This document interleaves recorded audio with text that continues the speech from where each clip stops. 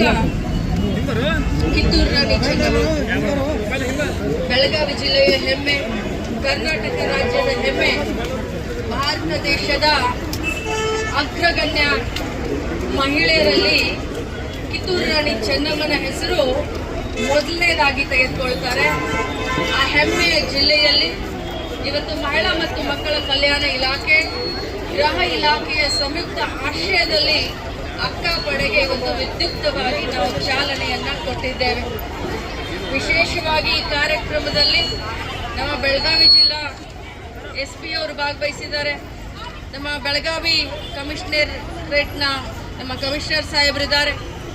ನಮ್ಮ ಇಲಾಖೆಯ ಉಪನಿರ್ದೇಶಕರಾದಂಥ ಚೇತನ್ ಅವರು ಮತ್ತು ಈ ಒಂದು ಅಕ್ಕ ಪಡೆಗೆ ಇಡೀ ರಾಜ್ಯಾದ್ಯಂತ ನಮಗೆ ಅಕ್ಕ ಪಡೆಯ ಕೋಆರ್ಡಿನೇಟರ್ ಆಗಿ ಕೆಲಸ ಮಾಡ್ತಾ ಇರುವಂಥ ಬೀದರ್ ಜಿಲ್ಲಾ SP ಅವರ ವೈಫ್ ಕೂಡ ಶ್ರೀಮತಿಯವರಾದಂಥ ಶೈನಿಯವರು ಕೂಡ ನಮ್ಮ ಜೊತೆ ಇದ್ದಾರೆ. ಇಲಾಖೆಯ ಗೃಹ ಇಲಾಖೆ ಮತ್ತು ಮಹಿಳಾ ಮಕ್ಕಳ ಕಲ್ಯಾಣ ಇಲಾಖೆಯ ಎಲ್ಲ ನಮ್ಮ ಸಿಬ್ಬಂದಿಗಳೇ, ಮಾಧ್ಯಮದ ಎಲ್ಲ ಸಹೋದರ ಸಹೋದರಿಯರೇ ಮತ್ತು ಮಕ್ಕಳು ಕೂಡ ಇಲ್ಲಿ ಬಂದಿದ್ದಾರೆ. ಮೊದಲನೇದಾಗಿ ಬೀದರ್ ಜಿಲ್ಲೆಯಿಂದ ಬಂದಂಥ ಎಲ್ಲ ನನ್ನ ಅಕ್ಕ ಪಡೆಯ ಅಕ್ಕ ತಂಗಿಯರಿಗೆ ನಾನು ಅಭಿನಂದಿಸಲಿಕ್ಕೆ ಬಯಸ್ತೇನೆ. ತಮ್ಮ ಧೈರ್ಯ, ತಮ್ಮ ಸಾಹಸ, ತಮ್ಮ ಉತ್ಸಾಹ ಇಡೀ ರಾಜ್ಯಕ್ಕೆ ಪ್ರೇರಣೆ ಆಗುತ್ತೆ ಅನ್ನೋದನ್ನು ನಾನಿಲ್ಲಿ ಬಹಳಷ್ಟು ಗಟ್ಟಿ ಧ್ವನಿಯಲ್ಲಿ ಹೇಳಲಿಕ್ಕೆ ಬಯಸ್ತೇನೆ. ನಾನು ಮಾಧ್ಯಮದವರ ಮುಖಾಂತರ ನನ್ನ ಬೆಳಗಾವಿ ಜಿಲ್ಲೆಯ ಎಲ್ಲ ಮಹಿಳೆಯರಿಗೆ, ಮಕ್ಕಳಿಗೆ ಒಂದು ಭರವಸೆಯನ್ನು ಕೊಡಲಿಕ್ಕೆ ಬಯಸ್ತೇನೆ. ಇವತ್ತು ಜಿಲ್ಲೆಯಾದ್ಯಂತ ನಮ್ಮ ಮಹಿಳೆಯರು, ಮಕ್ಕಳು ಸುರಕ್ಷಿತವಾಗಿರಬೇಕು ಅನ್ನುವಂಥ ಒಂದೇ ಒಂದು ಕಾರಣದಿಂದ ಮಹಿಳಾ ಮಕ್ಕಳ ಕಲ್ಯಾಣ ಇಲಾಖೆ, ಗೃಹ ಇಲಾಖೆ ಅನೇಕ ಕಾರ್ಯಕ್ರಮಗಳನ್ನು ನಾವು ತೆಗೆದುಕೊಂಡು ಬಂದಿದ್ದೇವೆ. ಅದರಲ್ಲಿ ಮುಂದುವರೆದಂಥ ಭಾಗ ಈ ಅಕ್ಕ ಪಡೆ. ಅಕ್ಕ ಪಡೆ ಅಂದರೆ ಏನು, ಇದು ಯಾವ ರೀತಿ ಕೆಲಸ ಮಾಡುತ್ತೆ ಅಂತ ಹೇಳಿದ್ರೆ, ಪ್ರತಿಯೊಂದು ಸಾರ್ವಜನಿಕ ಸ್ಥಳಗಳಲ್ಲಿ ನಮ್ಮ ಅಕ್ಕ ಪಡೆಯ ಏನು ಟ್ರೈನಿಂಗ್ ಹೊಂದಿದಂಥ ಸಿಬ್ಬಂದಿಗಳಿದ್ದಾರೆ, ಇವರು ಗಸ್ತು ತಿರುಗ್ತಾರೆ. ಸಾರ್ವಜನಿಕ ಸ್ಥಳ ಅಂತಂತಂದ್ರೆ ಜಾತ್ರೆಗಳಿರಬಹುದು, ಮಾಲ್ ಇರಬಹುದು, ಬಸ್ ಸ್ಟ್ಯಾಂಡ್ ಇರಬಹುದು, ರೈಲ್ವೆ ಸ್ಟೇಷನ್ಗಳಿರಬಹುದು, ಮದುವೆ, ಸುಮಾರು ಈಗ ಮದುವೆ ಆಗ್ತಾ ಇರುತ್ತೆ, ಅಲ್ಲಿ ಹೋಗ್ತಾ ಇರಬಹುದು, ಲೇಡೀಸ್ ಹಾಸ್ಟೆಲ್ಗಳಿರಬಹುದು, ಶಾಲಾ ಕಾಲೇಜುಗಳಿಗೆ ಹೋಗೋದ್ರ ಮುಖಾಂತರ ಮಹಿಳೆಯರಿಗೆ ಒಂದು ಧೈರ್ಯ, ಒಂದು ಆಸರೆ, ಒಂದು ಶಕ್ತಿಯನ್ನು ತುಂಬುವಂಥ ಕೆಲಸ ಅಕ್ಕ ಪಡೆ ಮಾಡುತ್ತೆ. ಆದರೆ ಅಕ್ಕ ಪಡೆಯ ಏನು ಒಂದು ಉದ್ದೇಶ ಸಫಲ ಆಗಬೇಕು ಅಂತಂದರೆ ಅದು ನಾಗರಿಕ ಸಮಾಜ ಮತ್ತು ಅದರಲ್ಲೂ ನನ್ನ ಮಾಧ್ಯಮದ ಎಲ್ಲ ಸಹೋದರರ ಸಹಕಾರ ಅತ್ಯಂತ ಪ್ರಮುಖ ಪಾತ್ರ ವಹಿಸುತ್ತೆ ಅಂತ ಬಹಳಷ್ಟು ಗಟ್ಟಿ ಧ್ವನಿಯಲ್ಲಿ ಹೇಳಲಿಕ್ಕೆ ಬಯಸ್ತೇನೆ. ಅದು ಹೇಗೆ ಅಂತಂತಂದ್ರೆ, ಬೇರು ಮಟ್ಟದಿಂದ ಬಾಲ್ಯ ವಿವಾಹವನ್ನ ತೆಗೆದು ಹಾಕಬೇಕನ್ನೋದೇ ಅಕ್ಕ ಪಡೆಯ ಉದ್ದೇಶ. ಬೇರು ಮಟ್ಟದಿಂದ ಬಾಲ್ಯ ಗರ್ಭಿಣಿಯನ್ನ ತಡೆದು ಹಾಕಬೇಕನ್ನೋದೇ ಅಕ್ಕ ಪಡೆಯ ಉದ್ದೇಶ. ಪೋಕ್ಸೋ ಕೇಸ್ಗಳನ್ನ ಬೇರು ಮಟ್ಟದಲ್ಲಿ ತಡಿಬೇಕು ಅನ್ನೋದೇ ಅಕ್ಕ ಪಡೆಯ ಉದ್ದೇಶ. ಪ್ರತಿಯೊಂದು ಮಹಿಳೆ ಓಡಾಡ್ತಿರ್ಬೇಕಾದ್ರೆ ನಿರ್ಭಯೆಯಿಂದ, ನಿರ್ಭೀತಿಯಿಂದ ಅವಳು ತಲೆ ಎತ್ತಿ ಸುತ್ತಾಕ್ಬೇಕನ್ನೋದೇ ಅಕ್ಕ ಪಡೆಯ ಒಂದು ಭರವಸೆ. ಈ ಅಕ್ಕ ಪಡೆ ಬರೀ ಅಕ್ಕ ಅಷ್ಟೇ ಅಲ್ಲ, ನಿಮಗೆ ಒಂದು ಆಸರೆ, ನಿಮಗೆ ಒಂದು ಶಕ್ತಿ, ನಿಮಗೊಂದು ಸ್ವಾಭಿಮಾನ ಅಂತ ಬೆಳಗಾವಿ ಜಿಲ್ಲೆಯ ಪ್ರತಿಯೊಬ್ಬ ಹೆಣ್ಮಕ್ಕಳಿಗೆ ಹೇಳಲಿಕ್ಕೆ ನಾನು ಬಯಸ್ತೇನೆ. ಆದರೆ ಸಮಾಜದಲ್ಲಿ ತಾವೆಲ್ಲರೂ ಕೂಡ ನ್ಯಾಯಯುತವಾಗಿ ನಡೆದುಕೊಳ್ಬೇಕು ಅಂತ ಹೇಳಿದ್ರೆ ತಮ್ಮ ಸಹಕಾರ ಕೂಡ, ಯಾಕಂತಂದ್ರೆ ನಾವೆಲ್ಲರೂ ಜವಾಬ್ದಾರಿಯುತ ಇದ್ದಂಥ ನಾಗರಿಕರು. ನಮ್ಮ ಸಂಸ್ಕೃತಿಯನ್ನು ಉಳಿಸ್ಬೇಕು, ಹೆಣ್ಣು ಮಕ್ಕಳನ್ನು ಸುರಕ್ಷತೆಯಾಗಿ ಇಡಬೇಕು ಅನ್ನೋದಕ್ಕೆ ತಮ್ಮ ಸಹಕಾರ ಕೂಡ ಬಹಳಷ್ಟು ಅವಶ್ಯಕತೆ ಇದೆ ಅನ್ನುವಂಥ ಮಾತನ್ನ ಹೇಳ್ತಾ, ಈ ಅಕ್ಕ ಪಡೆಯನ್ನು ಯಾವ ರೀತಿ ಸಂಪರ್ಕ ಮಾಡಬೇಕು ಅಂತ ಹೇಳಿದ್ರೆ, ಸುಮಾರು 3 ರಿಂದ 4 ಹೆಲ್ಪ್ ಲೈನ್ಗಳನ್ನು ಕೊಡ್ತಾ ಇದ್ದೇವೆ.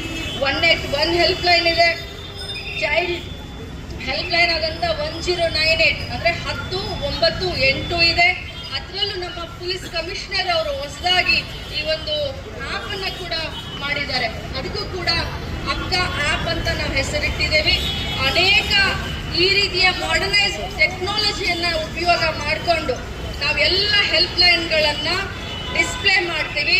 ಪ್ರತಿಯೊಂದು ಸರ್ಕಲ್ನಲ್ಲಿ ಸ್ಕ್ರೀನ್ ಮೇಲೆ ಡಿಸ್ಪ್ಲೇ ಮಾಡ್ತೀವಿ. ಪ್ರತಿಯೊಂದು ಸಾರ್ವಜನಿಕ ಸ್ಥಳಗಳಲ್ಲಿ ಪೋಸ್ಟರ್ ಅಂಟಿಸೋದ್ರ ಮುಖಾಂತರ ನಾವು ಅದನ್ನ ಪ್ಲೇ ಮಾಡ್ತೀವಿ. ಪ್ರತಿಯೊಂದು ಶಾಲೆ ಕಾಲೇಜು ಅಲ್ಲೂ ಕೂಡ ನಾವು ಈ ಹೆಲ್ಪ್ ಲೈನ್ನ ಬರೀ ಬೋರ್ಡ್ ಮೇಲೆ ಅಷ್ಟೇ ಹಚ್ಚಿದೆ, ಪ್ರತಿಯೊಂದು ಕಾಂಪೌಂಡ್ ವಾಲ್ಗಳಿಗೆ ಹಚ್ಚಲಿಕ್ಕೂ ಕೂಡ ಪ್ರಯತ್ನ ಮಾಡ್ತೀವಿ.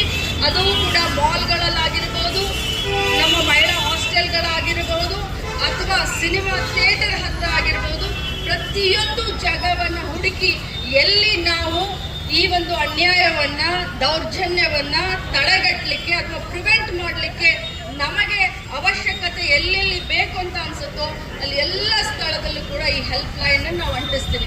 ಬಟ್ ಹೆಲ್ಪ್ ಲೈನ್ ಕೊಡೋದ್ರ ಮುಖಾಂತರ ನಮ್ಮ ಕರ್ತವ್ಯ ಅಲ್ಲಿಗೆ ಮುಗಿಯೋದಿಲ್ಲ. ಆ ಹೆಲ್ಪ್ ಲೈನ್ ಬಳಕೆ ಕೂಡ ಮಕ್ಕಳು ಇವತ್ತು ಮಾಡಬೇಕು.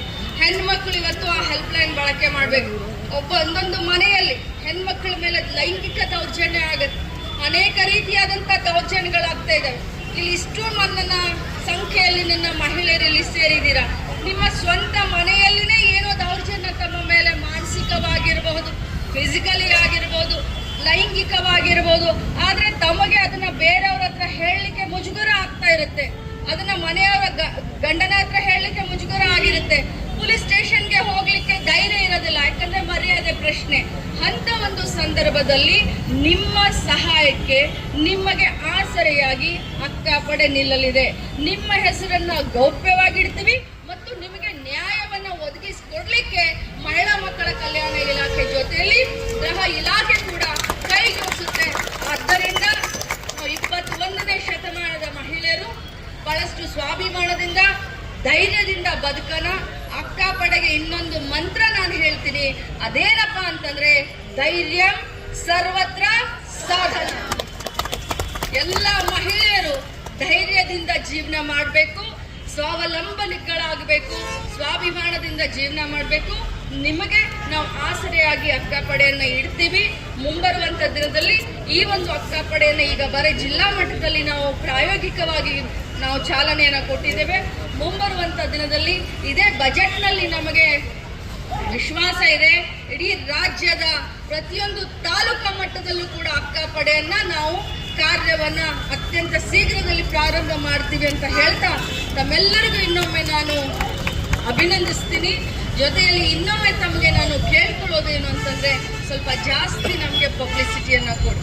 ಅಕ್ಕಪಡೆ ಇದೆ, ಮಹಿಳೆಯರಿಗೋಸ್ಕರ ಮಕ್ಕಳಿಗೋಸ್ಕರ ಅಕ್ಕಪಡೆ ಇದೆ ಅನ್ನೋದು. ಕಾಲೇಜಿನಲ್ಲಿ ರ್ಯಾಗಿಂಗ್ನ ತಡಿಬಹುದು, ಬಸ್ ಸ್ಟ್ಯಾಂಡ್ನಲ್ಲಿ ಯಾರೋ ಹಿಂಬಾಲಿಸ್ಕೊಂಡು ಬಂದು ಗಂಡು ಮಕ್ಕಳು ಕಿಟ್ಲೆ ಮಾಡುವಂಥ ಮಹಿಳೆಯರನ್ನ ತಡಿಬಹುದು. ಎಷ್ಟೋ ಜನ ಇವತ್ತು ಮಹಿಳೆಯರು ತಮ್ಮ ಮರ್ಯಾದೆಗೆ ಹೆದರಿ ಎಷ್ಟೋ ಜನ ಇವತ್ತು ಆತ್ಮಹತ್ಯೆ ಮಾಡ್ಕೊಳ್ತಿರ್ತಾರೆ, ಅಂಥದ್ನ ತಡಿಬಹುದು. SSLC ಎಕ್ಸಾಮ್ನಲ್ಲಿ ಸೆಕೆಂಡ್ ಇಯರ್ನಲ್ಲಿ ಫೇಲ್ ಆದೆ ಅಂತ ಹೇಳಿ ಮರ್ಯಾದೆಗೆ ಹೆದರಿ ತಾವು ಆತ್ಮಹತ್ಯೆ ಮಾಡಿಕೊಡುವಂಥ ಮಹಿಳೆಯರು ಕೂಡ ಅಕ್ಕಪಡೆಯನ್ನ ಸಂಪರ್ಕ ಮಾಡಿ ತಮ್ಮ ಮಾನಸಿಕ ಖಿನ್ನತೆ ಏನಾದರೂ ಇದ್ರೆ ಕೂಡ ಮಹಿಳಾ ಮಕ್ಕಳ ಕಲ್ಯಾಣ ಇಲಾಖೆ ಅವರಿಗೆ ಕೌನ್ಸಿಲಿಂಗ್ ಮಾಡೋದ್ರ ಮುಖಾಂತರ ಅವರು ಮತ್ತೆ ಸದೃಢವಾಗಿ ಮಾನಸಿಕ ಆ ಒಂದು ಇದರಿಂದ ಹೊರಗಡೆ ಬರ್ಲಿಕ್ಕೂ ಕೂಡ ನಮ್ಮ ಅಕ್ಕಪಡೆ ಅವರಿಗೆ ಸಹಾಯ ಮಾಡುತ್ತೆ ಅನ್ನುವಂಥ ಮಾತನ್ನ ಹೇಳಿ ಇವತ್ತು ಬಹಳಷ್ಟು ಚೆನ್ನಾಗಿ ನಮ್ಮ ಗೃಹ ಇಲಾಖೆ, ನಮ್ಮ ಕಮಿಷನರ್ ಅವರಾಗಿರ್ಬೋದು, SP ಅವರಾಗಿರ್ಬೋದು, ಎಲ್ಲ ಸಿಬ್ಬಂದಿಗಳು ಮತ್ತು ನನ್ನ ಇಲಾಖೆ ಎಲ್ಲ ಸಿಬ್ಬಂದಿಗಳು, DDO ಎಲ್ಲ CDPOಗಳ ಆದಿಯಾಗಿ ಬಹಳ ಚೆನ್ನಾಗಿ ಇಲ್ಲಿ ಈ ಕಾರ್ಯಕ್ರಮವನ್ನು ಆಯೋಜನೆ ಮಾಡಿದ್ರಿ. ಒಂದು ಮಾಧ್ಯಮದ ಎಲ್ಲ ನನ್ನ ಸಹೋದರರು ಕೂಡ ತಾವು ಕೂಡ ಬಹಳಷ್ಟು ಹೊತ್ತಿನಿಂದ ಬಿಸಿಲಿನಲ್ಲಿ ನಿಂತು ಇದನ್ನ ತೋರಿಸಿದ್ದಕ್ಕೆ ಇನ್ನೂ ಜಾಸ್ತಿ ಪ್ರಚಾರ ಮಾಡಿ ಅಂತ ವಿನಂತಿ ಮಾಡಿಕೊಂಡು ಇನ್ನೊಮ್ಮೆ ಅಕ್ಕಪಡೆಗೆ ಶುಭಾಶಯವನ್ನ ಹೇಳ್ತಾ ನನ್ನ ಮಾತನ್ನ ಮುಗಿಸ್ತೀನಿ. ಬೀದರ್ ಜಿಲ್ಲೆಯ